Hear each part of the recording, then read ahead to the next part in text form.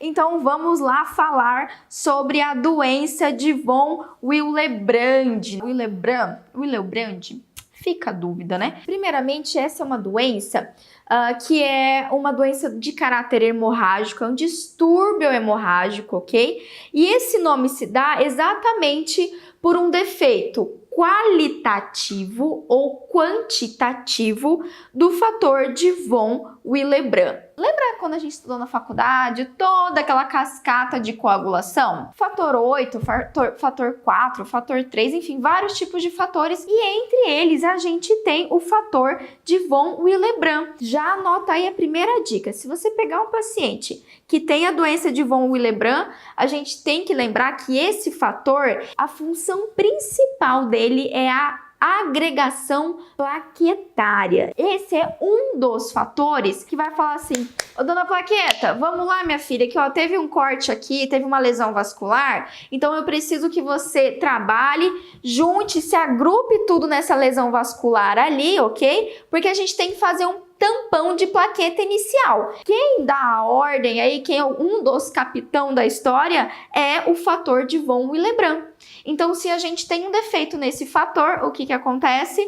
Lá a nossa ação das plaquetas, que é aí, digamos assim, os primeiros combatentes para fazer a oclusão da lesão vascular, para controlar ali o sangramento. Se você achou que não vai atender paciente com doença de von Willebrand, achou errado. Para vocês terem ideia, cerca de 2% da população mundial tem essa doença. A primeira coisa que a gente precisa saber ali, além da função desse fator, é o seguinte: paciente chegou para você foi atender lá fazendo anamnese, e ele falou: então doutor, eu tenho uma doença que tem um probleminha ali no fator de von Willebrand. Aí você olha para ele e corre, não, reza, também não. Qual que é a segunda dica que eu dou pra vocês? Quando o paciente falar isso pra você, uma das primeiras coisas que você tem que investigar um pouquinho mais é descobrir dele qual é o tipo dessa doença. Então, a mesma doença, ela tem 3 tipos de classificação. E essa é a primeira coisa que você tem que investigar do seu paciente. Ok, seu João, qual tipo da doença de von Willebrand o senhor tem? Pode ser tipo 1, tipo 2, tipo 3. O tipo 1 é o mais comum. 80% dos casos dessa doença são pacientes do tipo 1. E aqui acontece um defeito quantitativo. A quantidade desse fator na corrente sanguínea está baixa. Aqui os pacientes vão apresentar um sangramento de caráter mais leve a moderado. O tipo 2, a gente tem uma subdivisão, inclusive tem outros 4 subtipos. Esse defeito do fator de von Willebrand é de caráter, esse paciente tem o fator, mas ele não consegue o fator não consegue trabalhar de forma adequada. Esse é um caso que o sangramento também pode ser de leve a moderado. E o terceiro tipo é o tipo mais grave, que é o tipo 3. Aqui, gente, eu tenho uma deficiência total, eu não tenho o fator de von Willebrand circulante na corrente sanguínea. E aqui, com certeza, a chance de hemorragia profunda e grave a ponto de levar o paciente a um coma, a um choque hipovolêmico, a óbito, é muito grande. Já deu para entender que se o paciente tem o tipo 1, é uma forma mais branda da doença. E aí o meu cuidado do tratamento odontológico já vai ser um pouco mais tranquilo. Agora, o paciente que tem um tipo 3, por exemplo, que ele não tem esse fator, ou seja, praticamente ele não faz ação de plaqueta, aí sim a gente tem um problema grave. É muito bacana a gente entender como que identifica essa patologia, porque vocês vão notar que nós, como dentistas, podemos verificar esses sinais e sintomas. Eles são muito claros aqui. 3 condições. O paciente, ele tem que ter um histórico de sangramento cutâneo, de sangramento mucoso involuntário, ou, por exemplo, um histórico que fez um pequeno corte, sangrou sem parar. Segundo, o paciente também tem que ter um histórico familiar de hemorragia.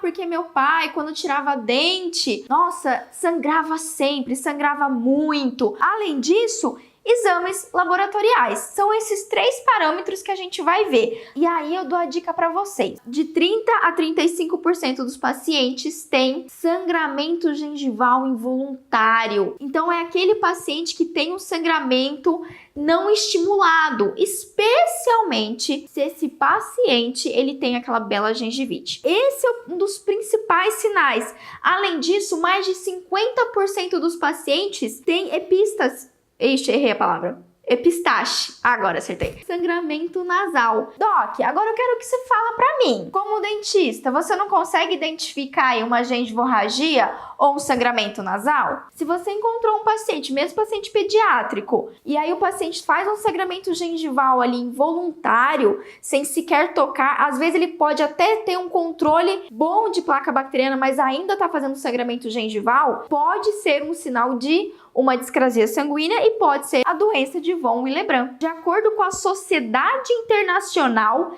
de Trombose e Hemostasia, ISTH, existem alguns eventos hemorrágicos que sugerem a presença da doença de von Willebrand. Esse sangramento nasal, mas é um sangramento nasal que dura mais de 20 minutos e não melhora com gelo e com tamponamento. Pamela, mas meu Deus do céu, ontem eu tava em casa e aí eu dei uma cutucada no nariz e aí começou a sangrar, meu Deus do céu, eu tenho doença de von Willebrand. Não, epistaxe pode acontecer mesmo, às vezes um tempo muito seco, machuca ali, microvasinhos nasais. Agora, um paciente com a patologia, ele vai ter uma epistaxe prolongada, muito sangramento, que dura mais de 20 minutos e não resolve com hemostasia local. Outra coisa que eu falei pra vocês, né? O sangramento cutâneo, equimose, hemorragia é um corte simples. E a literatura mostra que, assim, é sangramento ativo mais de 15, 20 minutos. Então, é bastante tempo o paciente sangrando. Anota aí. Digamos que você fez uma exodontia no paciente, esse paciente não sabe que tem doença de von Willebrand e o paciente tem uma hemorragia. Grande volume sanguíneo. E quando a gente fala grande volume sanguíneo, docs,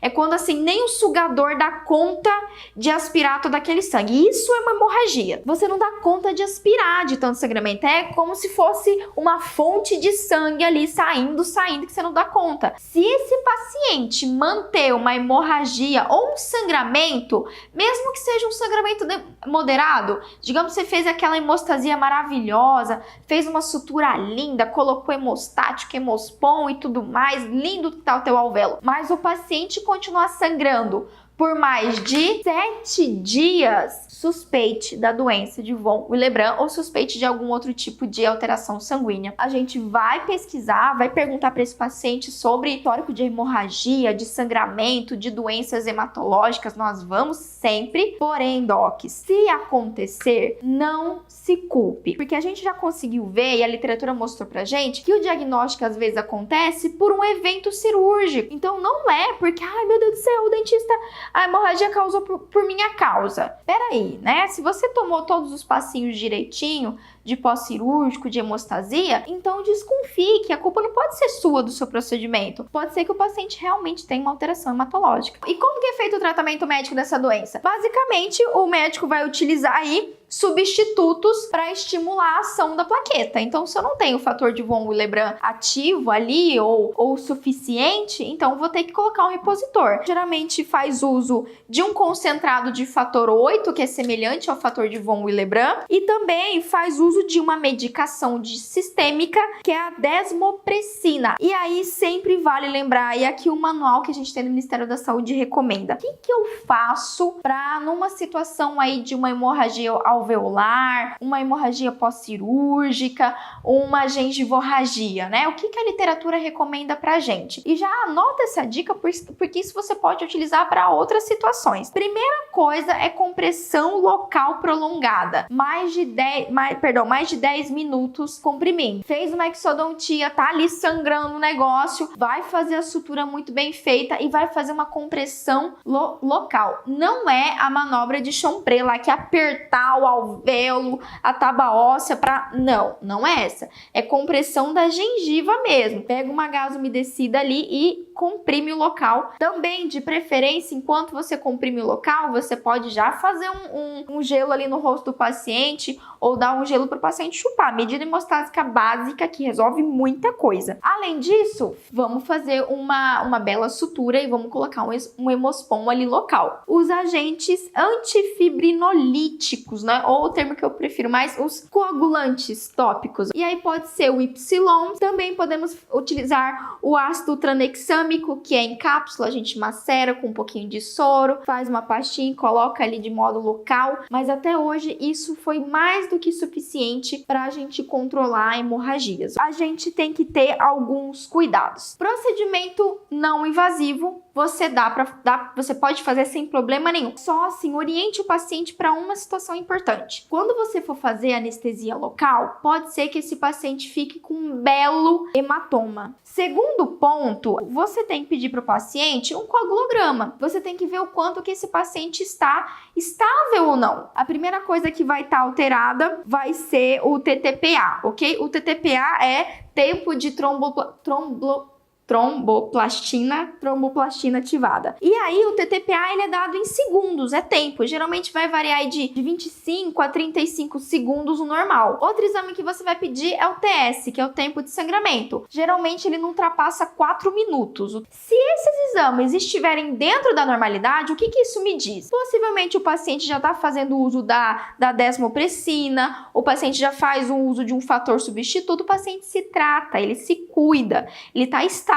Então, se o exame dele mostra isso para mim, ok, eu vou fazer o tratamento odontológico e, da mesma forma, eu vou ter todos os cuidados de hemostasias padrão. Agora, se um desses exames deu alterado, você pediu o coagulograma e o TTPA veio aumentado, o TS veio aumentado, ou seja, o tempo está muito maior do que o valor de referência do exame. Alô, seu doutor, é o seguinte, eu preciso atender esse paciente. Você vai atender o paciente mesmo assim? Vai, você vai atender o paciente. Imagina aquela gengiva ali toda inflamada. Aquilo vai predispor a uma gengivorragia. Então, você vai ter que tratar o paciente de uma forma ou de outra para controlar ali a chance de inflamação e infecção. Mas aí você vai ligar para o médico desse paciente, por quê? Você vai explicar para ele que você precisa fazer o tratamento odontológico. Vai perguntar se o paciente está estável ou não, vai dizer para ele, olha doutor, eu fiz os exames de sangue e está alterado. O senhor pode fazer uma medicação para esse paciente para eu conseguir atender ele? Ou se o senhor prefere que a gente interne o paciente, pode ser, dependendo, o senhor faz a medicação venosa e a gente trata no hospital. Agora, se o paciente é tipo 2 ou tipo 3, esses pacientes, o atendimento odontológico não pode ser feito dentro do consultório odontológico. Esses pacientes precisam internar para o atendimento odontológico. Evitar o AS